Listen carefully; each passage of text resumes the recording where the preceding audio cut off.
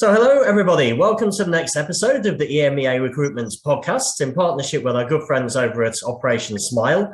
As my colleague Rose has mentioned, we're delighted to welcome Clark onto the podcast today. So, hopefully, you can still hear and see me okay, Clark?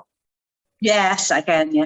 Perfect. So how is life treating you at the moment? I know off air we were just talking about the new arrival to your family, so I guess pretty busy right now, huh? It is really busy. I'm off work, but I don't feel like I'm off work, to be honest with you. That's the challenges of parenthood, but it's good. Yeah. It's good at least you've got something very positive to take from the last couple of years, because I know obviously That's the whole COVID true. situation has been tough. And I mean, how have you found the COVID situation, and dealt with it all? So we call it first wave. On the beginning of it, I was working. So I work in NHS, so I was working throughout the pandemic, and then I think we just have to carry on at that point in time. We're like, this is how it is, so we just have to deal with it. And I think he came along, Damien, my baby's name, and then I was like, this is I deserve this time. No, well, that's huge congratulations. I know it's going to be a great journey for you. So I hope it continues to go well. And obviously, one of the reasons we're delighted to welcome you on the show today is because we've got International Women's Day around the corner, and clearly the connection with Operation Smile that with both ourselves and you have. And I thought that was probably the best place to start. Really, is if you're able to just tell us a bit about your role within Operation Smile. So in Operation Smile, I'm a nurse. I'm a recovery room nurse. So what we do is after the kids went to surgery, they immediately come to us. So our area is where their parents meet them the first time after they've actually had the surgery. And then we help them recover, give them something to drink. And then when they're all okay, awake and all that, they can come back to their normal rooms and be with their family. Mm-hmm. Wow. I mean, I guess that's got to be incredibly rewarding role to do, because you're seeing the reaction of the parents as the children are coming through. It's I mean, how many typically do you tend to do of these operations a week? A week. So we tend to do it per day. So it depends on how many operating table is working. So say if per operating table, we tend to do 5 on a full day schedule. So it multiplies. Say we've got on a full mission, we have 5 operating room tables. So it'd be 30 a day. If we're gonna do it, say for 5 working days, it'd be like 150, excluding, that's just surgeries, excluding the dental works that we do on the side and the speech works that we do on the side. Mm-hmm, mm-hmm. But wow, that's how it works. Wow, so it's pretty intense when you're out there. It's because where have you been? What countries have you been to with Operation Smile? I'm originally from the Philippines. I did a lot of my missions in the Philippines. Then I went to I went to Thailand. It's Myanmar. That's my first international mission. And then I went to Morocco. And then can't remember now. So most of it is the Philippines. The latest one I can remember is Morocco, where we did women's mission 2 years ago. Okay. Is there any of the particular missions that you've been on that stand out to you for any reason, would you say? I think it's I know we do a lot of kids during this mission, but what stood out for me is one of this mission in the Philippines. He was, how old was he? It was 70, 80 odd years. He's got grandchildren. He went there because one of his grandkids has got cleft, and he's about 7 years old. This area is very remote in the Philippines. So he's got bilateral cleft lip as well. And we were like, why can we just do you as well? He said, no, I came here for my son. I don't want to steal any spot for these children. I've lived long enough with this condition. I'm not bothered. We're like, no, we're going to do you. So after that, we did his surgery, and then he was so happy about it. But he was more happy that his grandson has been operated on, but on the side, you can see him very happy that we got him fixed as well. He's like, oh, I'm going to have another wife with this face now. It was really emotional. But being a man, being a granddad with your grandchild in there, he's like, I don't want to see it. I don't want them to see any emotions from me. But on the side, you can see him like teary-eyed and so happy. And we were like, oh, this is why we do what we do, helping people in this very like an hour or so, and then that's it. It's like an immediate transformation, isn't it? Yeah, I mean, you mentioned the emotions there, and through the last couple of years, we've met a few people connected with Operation Smile on the podcast, and the emotional side of it is clearly a big discussion point, and it must be. I mean, as you mentioned, when you're seeing the parents' reaction when they see their children for the first time, or being in that situation where you're able to, suddenly change someone's life through an hour operation. I mean, it must be very hard to keep your own emotions in check. I mean, how do you deal with that? Because I can imagine there's just so many emotions going around in your head that it's hard to keep it in balance. Huh? It is hard, but we were like, we need to hold.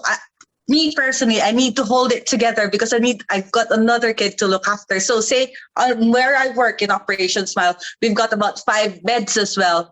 So you're feeling all the emotion, but I need to look after the other baby. So, and then we tend to discuss it, after the whole day's work at dinner, or we get together during dinner time, and we tend to discuss everything that happened during the day, and that's how we let our emotions out and all that. And then I personally try to connect with the parents, and then see, we've got a lot of social media, and some of them keep sending me photos of what's happening now, how their life has gone on. So yeah, I think that's how we deal with this emotional side of it.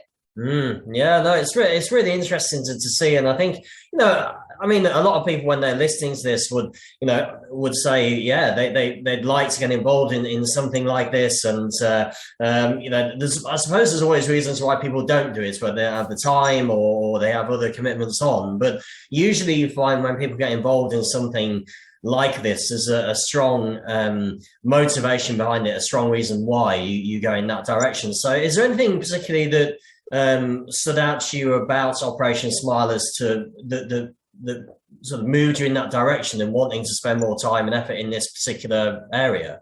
Yeah.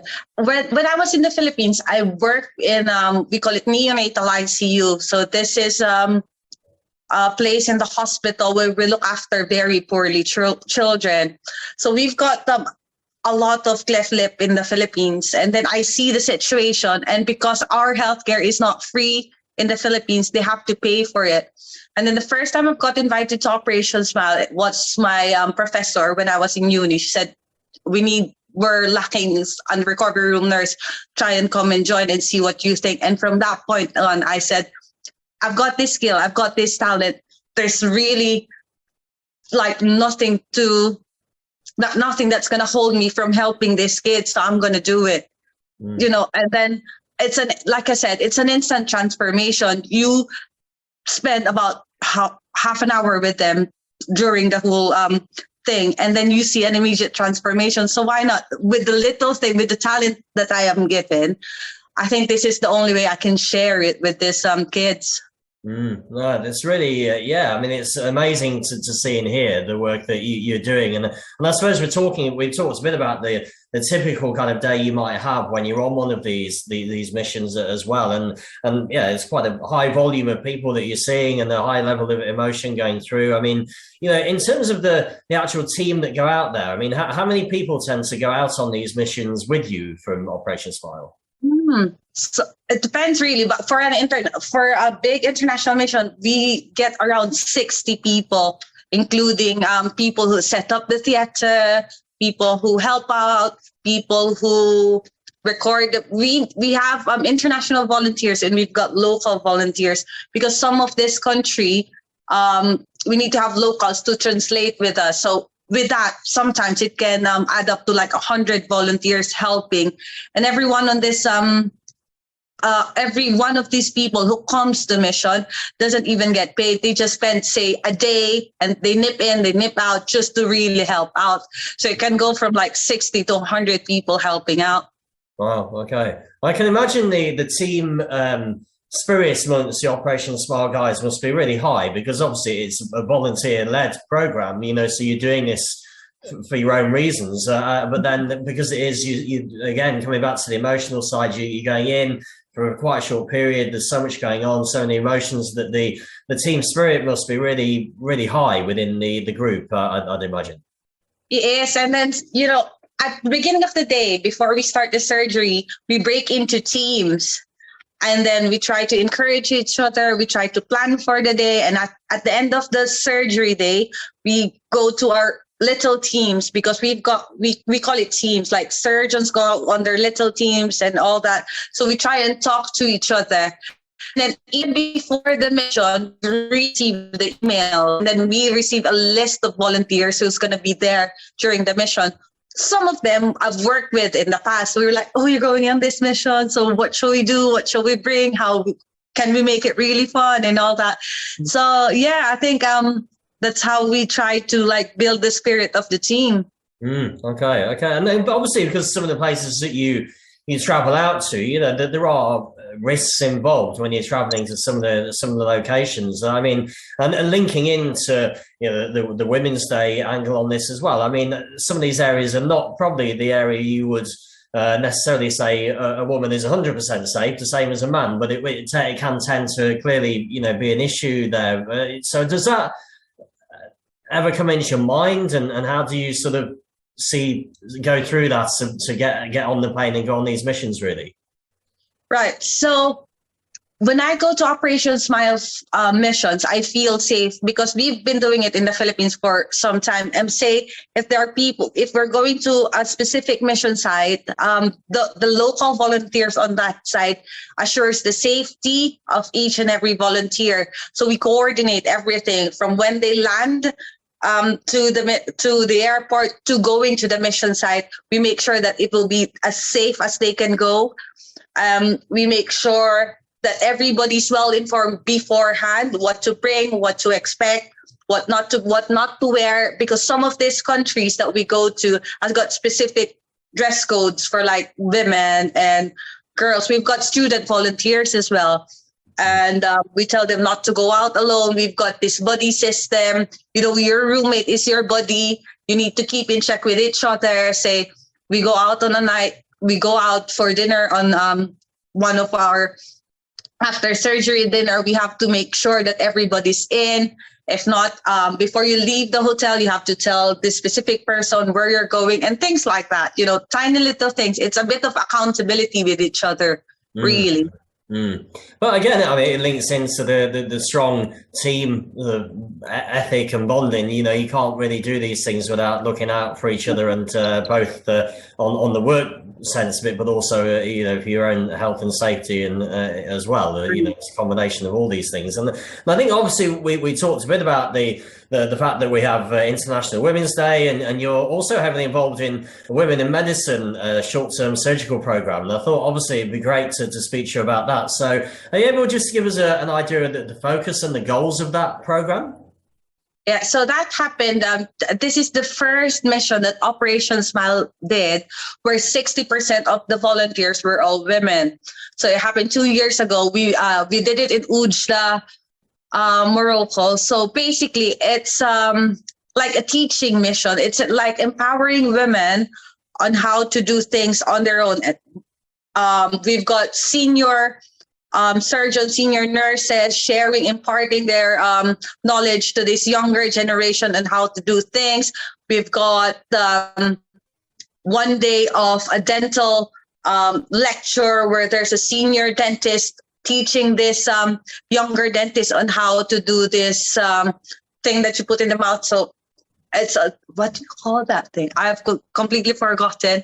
But there's this senior dentist who teach this young dentist on how to do a dental care for the babies, how to look after them after the surgery and things of that. So it's mainly teaching and it's mainly training and education. And we've created an activities immediately to benefit the patient and the health system in that country, so they can work without us interfering in the without us helping in the future to make them more independent, if that makes sense. Mm-hmm. Yeah, I remember actually someone else mentioning that on the podcast as well. The one of the big things is actually, you don't just go for a period of time and then leave, and then they don't know how to help themselves. There is that education side where they can, hopefully, help themselves in the future as well, which is really good. And I think, it leads me on to a question about some of the challenges that you face when you're on these missions, because we've spoken obviously about a lot of the positive things you've taken from it, the fact that it is helping people with a great team, meeting parents, meeting the kids once they have had the operations. But at the same time, I guess it can't all be roses there. There's got to be times when it's really challenging. So is there any particular cases that stand out to you on that side where, you come back and thought, wow, that was a tough one? Yes. Before I go to mission, it's the language that keeps me worried. So, because it's really hard to connect with these kids. They don't know me. I'm foreign to them. So I need to learn at least some words that can actually pacify them. So what I do is I keep a list of words that say drink, it's okay, mama's coming. And then I try and learn them on their language so I can make them a bit calmer until their parents come. And also when we get emergency situations, we call it take backs. Not all surgery are risk-free. Everybody's aware that these surgeries, sometimes something can happen in between, after surgery, in the middle of surgery. So we just have to be alert all the time.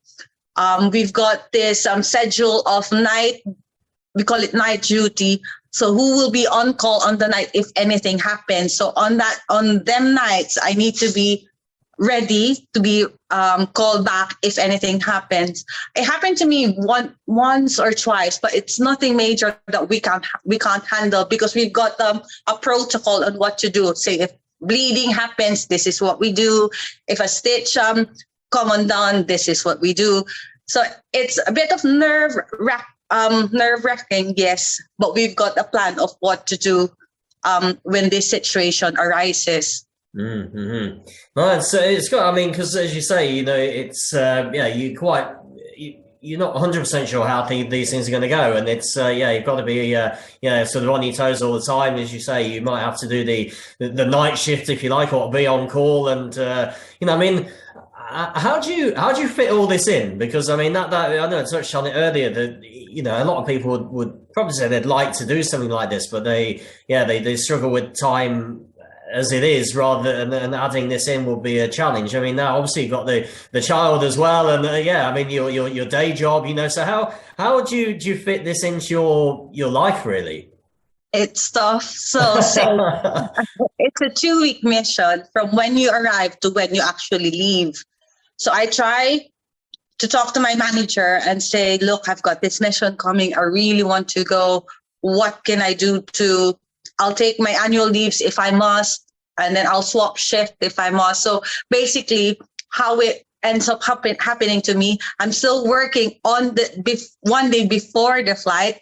And then as soon as I come back, I start working. So that's how I squeeze all together in. I don't go for holidays when I go for this mission, because I try to do at least 2 international missions in a year. So I take this as my holiday because it is my holiday. I mean, some people think of holiday as a different way, but it gives me joy. It gives me happiness. So this is how I'm going to spend my holiday, if that really makes sense. And also on the side, I try to do 1 mission a year in the Philippines, where I came from. So I try to squeeze in there, meeting family, saying hi, hello for a day or 2, and then coming back to the UK. So really, it's just really juggling my work time and then my holiday time. But it doesn't bother me. I'm happy with what I'm doing. Mm-hmm. No, I mean, it sounds great. And I think what you said there is It's really important because you don't see this as a job. You enjoy it. It's something you get a lot out of. You're giving a lot back, and I think that's where the challenge with a lot of people happens. If they're doing let's say a day job they don't particularly like, and then they have to give up holiday, then it becomes more of a challenge. But actually, if you found something you really enjoy and you've got the passion for, then you don't have that differentiation in your mind of saying, well, this is work, this is holiday. It's and it's great to see. We call it mission high. The day that you land on that mission site, we're really on. We've got this mission high vibe. So everybody's spirit is really high. Sometimes we work from 6 in the morning. We're awake at 6 in the morning, finish work at 10 in the evening, but we still have time to sit on the dining room at tea at night time and just have a little chat, and then awake again 5, 6 in the morning. We've just got this high. And then obviously at the end of any missions, we have our rest and relaxation day. So we go to a nice place, say a beach or anything, just to relax and socialize. So at the end of the mission, it's sometimes at the beginning or the end, but we've got something to look forward to. We can chit chat to each other and just be crazy and just be fun with each other, really. No, it sounds brilliant. I mean, as I say, you're enjoying it, having fun, and it's something that it feels like you look forward to doing, and I think that's obviously what a part of the thing that keeps driving it forward, really, I guess. I mean, is there anything that you've learned about yourself through doing these missions? Because if you were looking back in a bit of period of self-reflection, is there anything that you think, well, we've spent this time doing these things, and I can see I've learned or I've developed in a certain way? Yeah, because I've stopped on my nursing skills. I've learned a lot. I've worked in the Philippines, I've worked in Egypt, and I've worked in the UK. With all these countries, there's different techniques of how you do it. It's not because it's not how I do it, it's wrong. There's another way of doing things. So there's a lot of like the educational bit of it. Some of my co-volunteers teach me how to do this. Look, Clark, this is an easier way to do it. Mm-hmm. Or this is how we do it on our country. It's not wrong, but it is also right. And it's easier. It's simpler, if that makes sense. So and then say if we've got a downtime in the recovery room, we discuss, so what do you do in situation like this if it arises in your country? And they're like, this and this and this and this. And then that's one of the things that I bring home to my workplace. I went to this mission and they do this in Australia, they do this in Sweden. I think we can still do this. Do you know what I mean? So it's like impartation of knowledge, and it's really helpful for me.